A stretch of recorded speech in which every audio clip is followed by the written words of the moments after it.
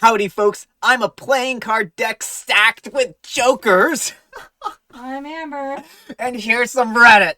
Thanks, June, for that one. Our first letter is titled, Am I a jerk for stealing my friend's life?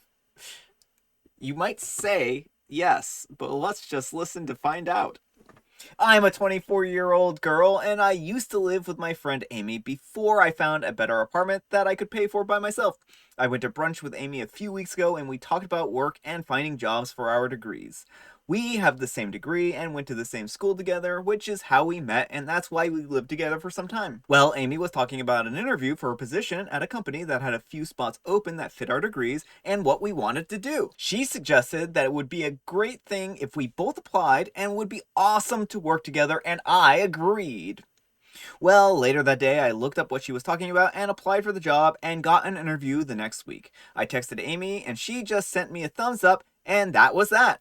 So I get to the interview and I nail it. They love my entire resume and everything I've done since graduating. After that, I go to the company coffee shop where I met a guy who also works in a similar field to mine, and I'm hoping that we become something serious. Well, 2 days later, I had dinner with Amy telling her that I got the new job and how I smashed the interview and about the guy. Well, Amy then angrily tells me about how I need to be quiet and that I swiped her dream job away from her. She told me that she already told everyone about the job, and then the company called her back saying that she wasn't what they were looking for anymore. She basically had the job until I came along and ruined everything, and she was supposed to meet the guy of her dreams, and instead I took that from her. I told her that it was her idea that I apply, and she said she was only joking. Yes, I love how that becomes a joke, right? She then left dinner and texted me a little while later and said that I was a jerk and that I needed to give up my position to make this better. Cause that'll fix things, right? Am I the jerk? I wasn't aware that she didn't get the job until she yelled at me. That's when I realized I wasn't telling her to rub it in her face. I was just excited to tell her. She also didn't say it in a joking manner when we were seriously talking about working together. There were also 4 positions open. All right, folks. What do you think? Jerk or not the jerk? Not the jerk. I feel bad for her friend up until the point where she starts yelling and saying, mean things about OP. Like, OP, this isn't your fault. There's no guarantee that even if you hadn't applied, that she would have gotten this job. In fact, she probably wouldn't have, right? This is just the way it goes. Sometimes you apply for jobs, you think you're a great fit, and you aren't. And then the audacity to be like, I was supposed to meet the man of my dreams in the coffee shop. Like, where do you even get off that train? Like, assuming that you could just be a Lego fit into another position, right? I mean, like, the thing is that there's a lot of factors in there. Like, you just don't, things like this just don't happen every day, right? This is just absurd that her friend would assume that this was going to happen to her in the exact same way that it happened to, OP. So no, OP, I don't think you're a jerk here. You weren't rubbing this in her face. You were just excited to share some good news, and now she's being bitter about it, and not being a very good friend, in my opinion. And I'm sorry that she didn't get what she wanted, but that's life sometimes. Anyhow, take care and good luck. Ugh, not the jerk. This reads like high school drama. It sounds like Amy was never offered an interview. She didn't match their criteria and was likely passed over for you. That means she never had a chance at this job in the first place. If there's anything I've learned, a mature and good friend will encourage you no matter what, and you in turn encourage them. That way, if anything goes wrong, you are there to help one another find a better option. Giving up the position is wasting the company's time and money. It will not look good in the professional sector that you are if you up and left the job right after you accepted. Your friend is being stupid and childish to demand that you make things better? She is the type of friend who loves misery and loves the company it brings. If you aren't with her in her misery, then you aren't her friend. So don't be friends with this person. That is solid advice from Snoo. It's 100% high school drama. You want to know how I know? It happened to me. I had an ex-best friend take over my life. She went to my dream university for psychology, which I have a degree in. After getting together with my ex, we had a discussion at length what we wanted to get from school, and she wanted to go to a completely different school for a totally different major. Was I bummed that I didn't get to go to my dream school? My family moved state? Sure. Did it hurt to see her with my ex? Yeah, of course. But it's not like she did it on purpose. And we are still friends for a while after this happened. If two high schoolers can work things out, I feel like Amy should be able to handle this. Yeah. All right. Our next letter is titled, a bit confusingly, am I the jerk for telling my ex-fiance's best friend that he needs to live or suffer consequences because of what the part he played in my ex-fiance's misery? So it is confusing, but stick around. This one is totally worth it. It is intense. Throwaway account. I'm a 30-year-old female, and I'm here because the people that I am nearest to, that I would usually go to for advice, are a little too close to home and biased towards me to give me a neutral perspective. And that's why we are here. Neutrality. I'm going to give some backstory for context first, and if there are more questions, I'll try my best to clear things up. Backstory. I was engaged to my college boyfriend Mike, a 30-year-old male, and was really happy. What I wasn't happy about is his friendship with a childhood friend David, a 30-year-old male. You gotta watch out for Davids. The guy was an obnoxious and often rude jerk who likes to play pranks on people. It seems like the more inappropriate or the more people to tell him not to prank, he'll take it as a challenge and either target them more or pretend that he's about to prank them just so he can watch people be anxious over it. Stellar guy. I couldn't stand the guy even a little bit, but I was willing to tolerate him. When Mike said that David would be his best man, I was against it, and we got into a fight, but I relented. During the objection part, David stood up to speak and said that he couldn't let his friend marry a cheater. He even went as far as to hire someone to be a fake partner, a fair partner. I run away in tears, and David laughs. I barricade myself in the bathroom, bawling my eyes out and refusing to let anyone in. I could hear Mike knocking on the door, saying that David confessed it was just being a prank and he knows that I wouldn't cheat. But that didn't make me feel any better. I heard my sister and best friend Jane, 31-year-old female, calling out to me, and I crawled out and left. I called my parents and grandparents apologizing for the whole scene and told them that the wedding was off and I planned on never speaking to him again either. Fast forward to a few months ago and later, and Jane confessed that before the wedding she had a one-night stand with David and was pregnant and was going to keep the baby. She was so remorseful about the situation after I had my space. I told her that it would be okay and that I'm still her friend. Jane named me as the godmother of her son Tommy, a 7-year-old male, and he's a little cutie, and calls me auntie, and Mike, who David named his godfather, Uncle Mike. And I will say, becoming a dad made David a better person. Although I'm never going to like him, and I guess Mike never got over me and David, and feels super guilty and wants us to get back together, but I have refused. Apparently this happened like 7 years ago? When Tommy's birthday was coming up, David tried to use that as an excuse to get me and Mike back together to talk to each other, but I shut that down. I even opted out last minute with a little illness excuse. David sent me a long text about how disappointing it was for him not to be able to put my past aside for Tommy's benefit, and I took exception to that.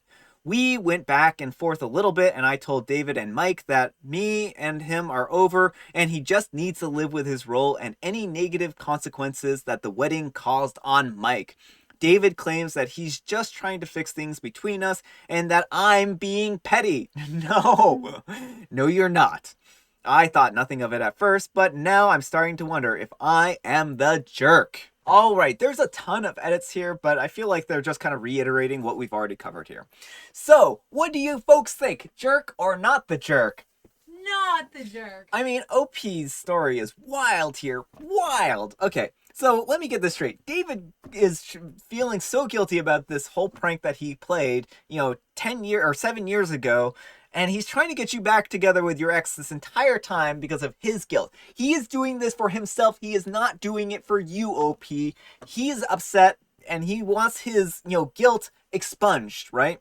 And that's why he's doing this. He does not care about you. He cares about his conscience. And you know what? Things are over between you and Mike, and David needs to, again, suffer with those consequences. I don't think there's anything wrong with you cutting Mike out of your life and you not wanting to see anything or have anything to do with him, right? I think that is fine for you to tolerate David in the loosest sense of the word possible, right? You aren't there for David. You're there for Tommy and your friend, right? So, plain and simple, you are not the jerk, in my opinion. So anyhow, take care and good luck. Edit, not the jerk. Commenting again because I truly don't understand how people thinking that she's the jerk for cutting Mike off. Clearly, Mike had been turning a blind eye and enabling his friend's behavior for the entire time. She didn't want him as the best man because she feared this exact situation. But Mike said whatever and made him the best man anyways, putting him in a position in the wedding party to achieve ultimate damage.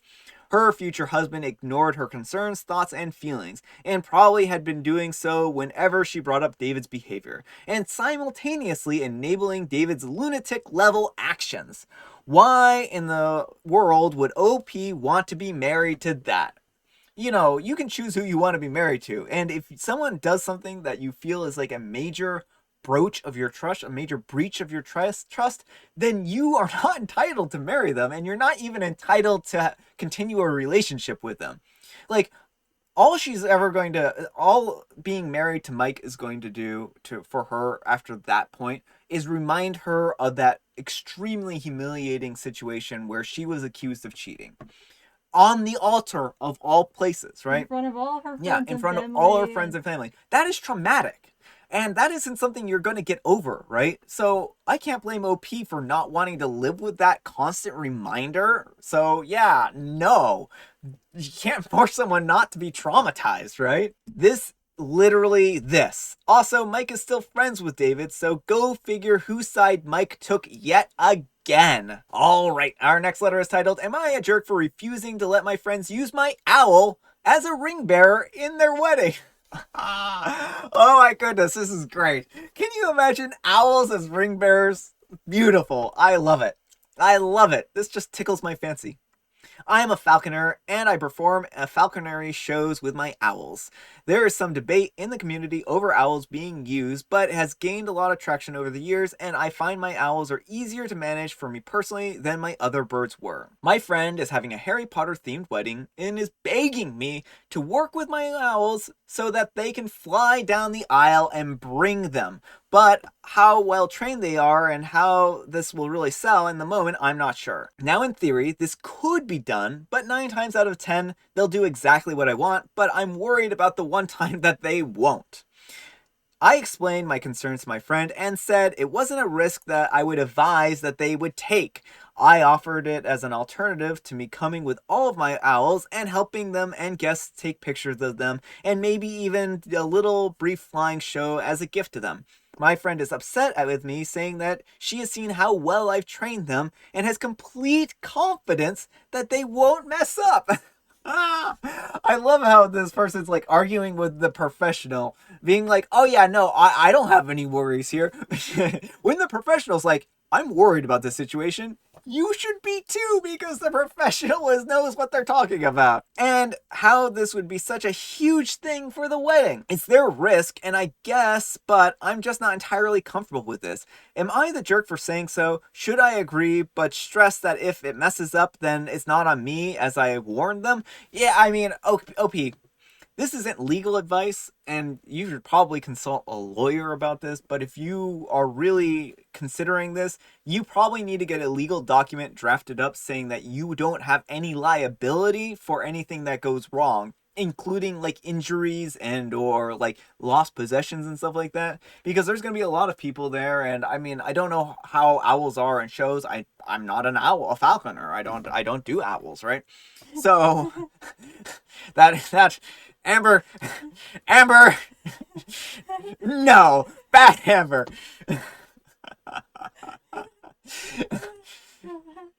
I don't know owls very well, and I don't know if they would injure people or something like that. You know your owls best, and you know whether or not this is a risk worth taking. And if you are, have a contract signed up with them saying that if anything goes wrong, you're not held liable, then you should have your bases covered, right?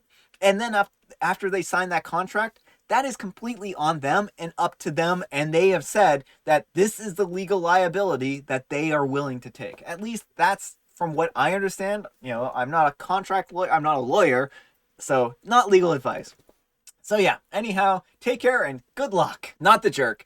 There's an old saying, if in doubt, don't. This applies here. You are under no obligation to agree to the request for whatever reason. Simply decline. If they can't accept it and your friendship suffers, then it wasn't as good of a friend as you thought they were. They should respect your decision instead of being upset with you. Yeah, I agree on that. OP said they could bring the owls to the wedding and not have them do tricks. That seems like an awesome compromise. Also, the wedding seems like it would be a hoot. I love this person. What a joke. What a joke. Agreed, but if OP caves, a document from the bride and groom assuming liability would be a good place to start. Yes, exactly. All right, folks, it is tea time. As you can see, I did Wordle in 5 of 6. 3. And Amber did 3. And you can guess what kind of tea I have here if you want. I'll tell you in a second. Again, lions and tigers and channel strikes, oh my. So like about a week ago, I was hoping that this would be resolved by now. A week ago, if you would believe it, YouTube has flagged my channel for inappropriate adult content, mostly of the clothless variety, if I can phrase it like that, because of a link I posted to Reddit. So if you'll notice, the last few days I have not been posting the full links to the Reddit post in my description box, and that's because I'm really worried about getting another strike, because if I get a strike, then I won't be able to post for 10 days. So that's part of the reason behind that, and from here on out, I'm probably going to avoid posting those links, just because, like, I don't want to spend 10 days without being able to post content, right? I think that would be a real bummer, to be quite honest. I did, contest it, and hopefully at some point in time, they'll get back to me and be like, oh yeah, we're wrong. You aren't doing stuff that's inappropriate. And this is why I'm so careful on this channel about the stuff that I talk about, because I don't want strikes like this. So frustrating all around, but that's just life sometimes. Well, on top of that, it was the story about the guy who joked about his wife pooping her pants. Yeah, it was a story about the guy whose wife pooped her pants, right?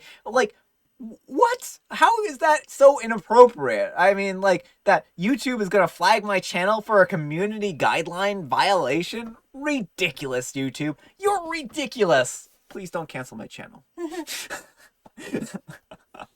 What begins with P, ends in E, and has thousands of letters in it? The post office. Oh my goodness. Oh my goodness. Oh, a terrible joke. I have forever nuts again. Alright, folks, our next letter is titled, Am I a Jerk for Laughing at a Girl Who Went on a Mission Trip to an Impoverished Area, but it was actually just my hometown. Yes, we are going here. Yes, we are going to enjoy it. I'm in college, and I'm in a public speaking gen ed class. For an assignment recently, we were each expected to do a presentation on a life event that was meaningful to us. The girl presented her church group's mission to an impoverished area, and how it showed her how people live with so little but are happy, and how it's important to think of the needy and live in service of others. It wasn't something I would relate it to much, and I'm not religious, and the kind of charity work that I usually do is local in my own communities. But then halfway through the presentation, she showed a slide of herself and her group posting beside my hometown's welcome sign. And then it hit me. Her trip was to my town. I couldn't help it, and I started to laugh. I drew everyone's attention, and the harder I tried to stop laughing, the harder I laughed. The teacher asked me what was so funny that I had to interrupt the presentation. I think she meant it as a rhetorical question, but I only realized that later, and I literally answered saying, "That's my hometown." It's not a normal hometown. I thought she was talking about somewhere impoverished, but that's just a nice small town in Virginia. The teacher asked me not to interrupt so we could talk after class, and the girl continued her presentation with stuff about the whole town and was so grateful. I was messaging my friends from high school on my laptop. Has literally anyone heard of this or this church group? And nobody had. Some of my friends were joking about how mission trips are so BS and a way for rich people to go on vacation and come home calling it serve to the poor, when honestly the poor probably don't want them there and might not even be poor, just like call it a vacation.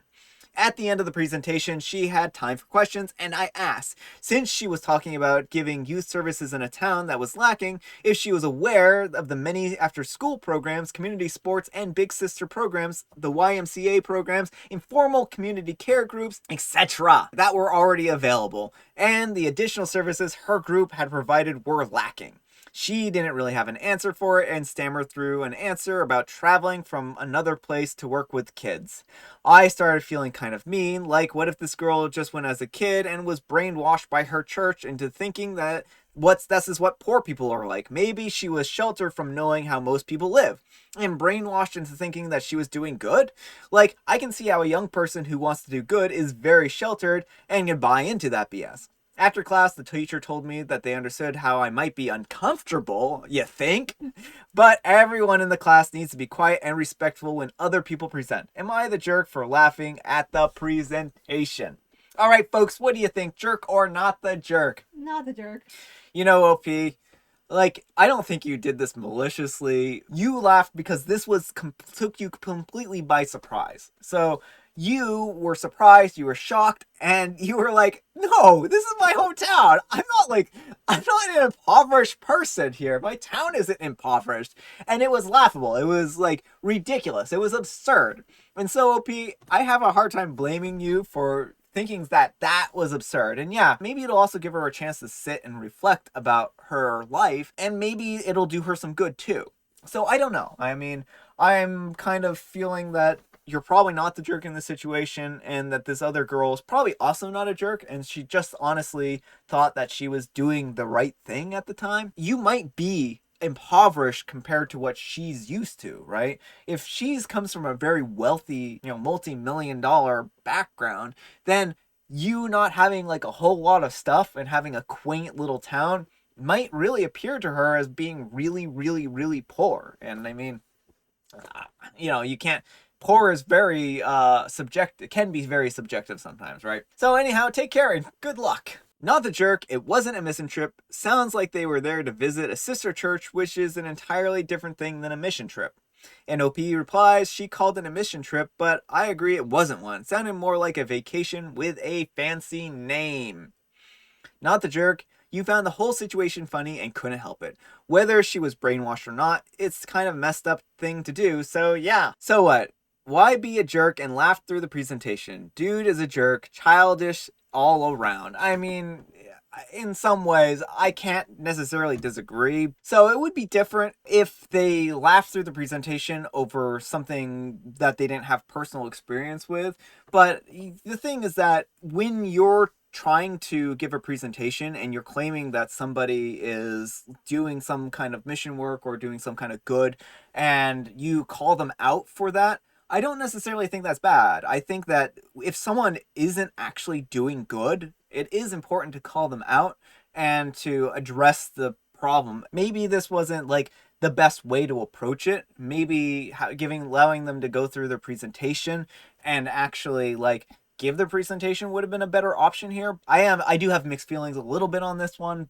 Maybe I'm wrong, and maybe people, if you disagree with me, please let me know. I'm always open to other perspectives here. All right, folks, that is all the time we have for today. I hope you enjoyed today's video. Happy Friday. Hopefully you had a happy Friday. Hopefully you have a great weekend and all that kind of stuff. If you like this video, consider giving me a like, and if you dislike this video, consider giving me a dislike. Thanks so much for watching, and we'll see you all on Monday. Bye. I'm in college, and I'm a blah, blah, blah, blah.